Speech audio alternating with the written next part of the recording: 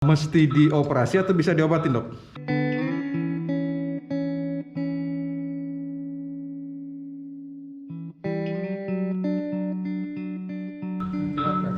Halo sahabat sehat, selamat datang di channel saya, channel Dr. Mancing. Hari ini saya bersama Dr. Nyoman kembali operasi pasien laki-laki umur 50 tahun dengan hernia inguinalis. Hernia inguinalis itu kalau bahasa awamnya perut turun, kalau bahasa prima londoloko. Nah, sebenarnya seperti apa sih hernia itu? Kita langsung aja tanya ke Dr. Nyoman secara sepeda. Narasumber kita nih, narasumber tetap. Halo Dok. Dari sini aja deh. Ya, selamat sore. Selamat sore Dok. Dok, ini kita operasi hernia Dok ya, untuk kesekian kalinya ini. Hernia. Dok, jelasin dong Dok, biar masyarakat tahu Dok, hernia itu apa Dok? Hernia itu adalah proses protrusi, kalau bahasa kita protrusi itu artinya penurunan. Jadi turun masuk organ dalam perut melalui suatu celah yang dalam keadaan normal atau kondisi normal celah itu tidak ada. Jadi kalau normalnya itu celah itu harus tidak ada. Harusnya nggak ada celah itu. Harus tidak ada.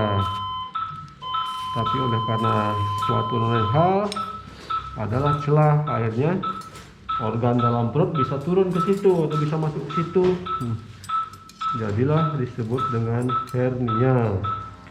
Itu hernia khusus untuk hernia inguinalis Dok ya? Karena kan ada hernia Macam-macam jenis hernia. diafragma, hernia apa Ya, gitu kan? ada hernia yang bisa kelihatan dari luar, kita sebut dengan hernia eksternal. Eksternal. Ada hernia yang tidak bisa kelihatan di luar, Ya. di dalam perut dia. Ya seperti tadi ada hernia diafragma, diafragmatika. Ya. Ada hernia foramen bodah lah, seperti itu. Dalam itu kita nggak bisa lihat dari luar. Nah, kemudian ada hernia yang bisa dilihat dari luar. Yang paling sering dijumpai ini hernia di daerah lipatan paha sini, yang kita sebut dengan hernia inguinal. Ini paling sering, kasusnya banyak sekali. Jadi penyebabnya kalau hernia seperti ini bisa oleh karena memang kelainan bawaan.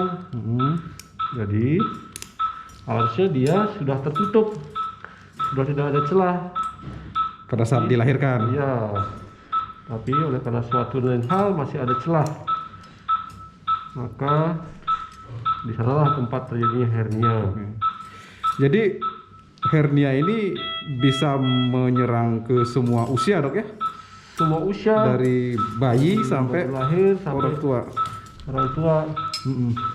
Nah, kalau orang tua pada umumnya oleh karena kelemahan dari dinding perut, Ini perut ya. kelemahan dari dinding perut sering terjadi pada orang-orang yang memiliki sakit tertentu sehingga tekanan perutnya meningkat.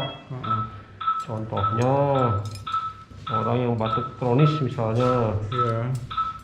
orang yang beraknya suka ngeden misalnya, konstipasi. Sering konstipasi gitu Dok ya? Ya,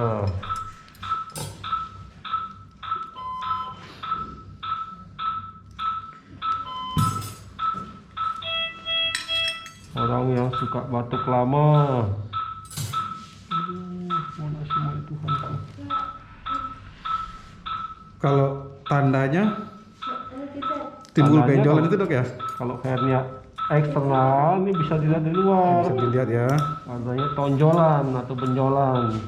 Kalau hernia inguinal ini sudah tentu ada benjolan daerah pelipatan paha, utamanya jika pasien itu berdiri, berjalan itu ada benjolan. Nah, kalau tidur itu biasanya masuk kembali ke perut, Benjolannya hilang. benjolannya hilang. Nah, itu pada saat dia ngeden Dok ya? Pada saat ngeden, pada saat Benjolannya jalan, muncul. aktivitas, Angkat-angkat berat itu Dok ya? ya, maka benjolannya bakal kelihatan.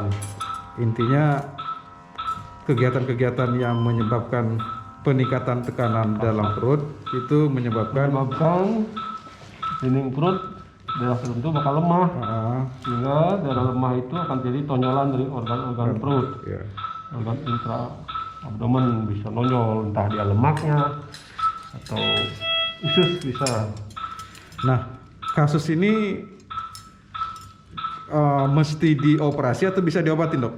Atau ada kondisi-kondisi yang bisa, tunda dulu operasinya nih, atau ini harus operasi nih, kalau enggak bahaya nih. Satu-satunya Gimana, Dok? pengobatan memang operasi.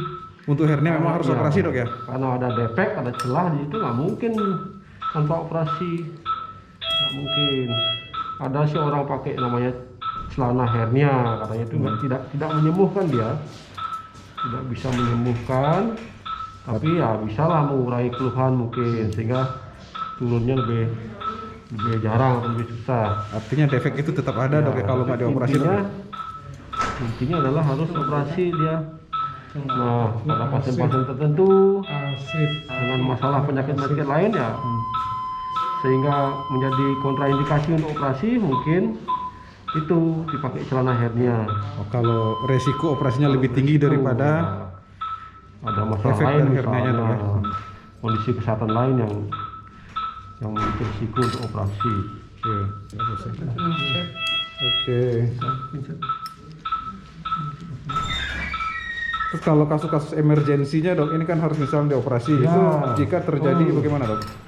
Nah, hernia itu ada beberapa jenis juga berdasarkan atas kegawatannya. Kalau masih bisa keluar masuk, masih kalau misalnya dia aktivitas keluar dia atau nonjol saat tidur dia hilang masuk dari pola perut, itu namanya hernia yang bisa keluar masuk atau reponibilis.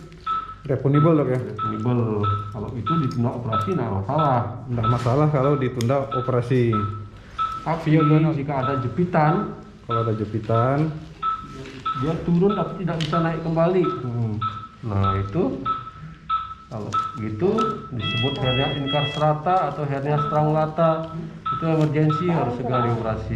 harus segera dioperasi, Dok, ya? Harus segera dioperasi karena kalau terlambat bisa proses isinya, ususnya yang Iya. turun bisa busuk, bisa motong-motong usus. Itu pekerjaannya jadi Berat, Dok. lebih berat dan risikonya besar sekali.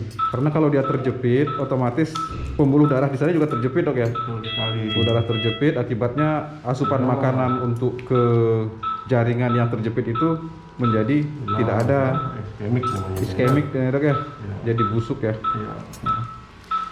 Jadi hernia itu ada yang sifatnya emergensi, ada sifatnya elektif, bisa. artinya Ya. bisa ditunda operasinya. Makanya, Kalau dia terjepit, nah biasanya tanda-tanda terjepit itu apa, Dok?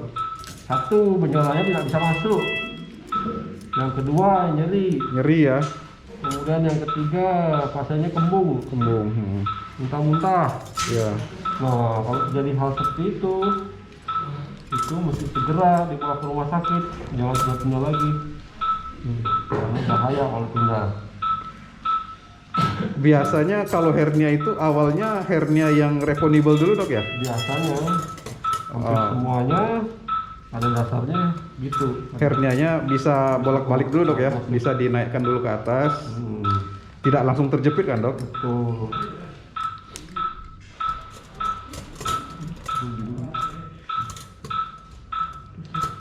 Nah, terus kalau untuk operasi, Dok, itu masyarakat taunya ada yang dipasang jaring, ada yang enggak, itu gimana, Dok?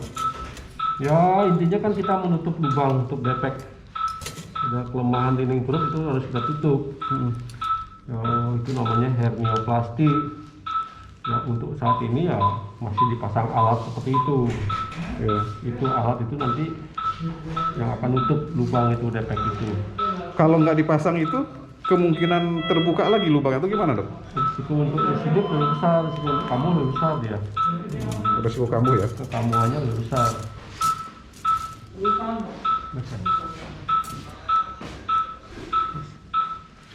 Ya, jadi saya ulang bahwa hernia itu bisa menyerang dari bayi sampai orang tua, dan itu sebenarnya aman aja sebenarnya kalau kondisinya bagus, aman untuk dioperasi, Dok, ya.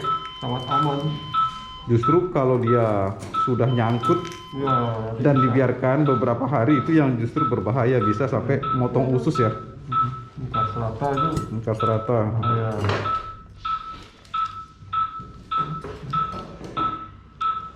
Terus ada juga orang yang hernia bukan dilipat pahanya aja yang besar dok, sampai ke skrotumnya dok. Oh, kalau yang itu kalau lama dibiarkan, lama-lama pasti akan begitu. Makin lama makin besar dia, Ya. ke bawah sampai ke skrotumnya. Oh itu jaringnya dok ya? Iya, ini mesh namanya. Mesh namanya ya.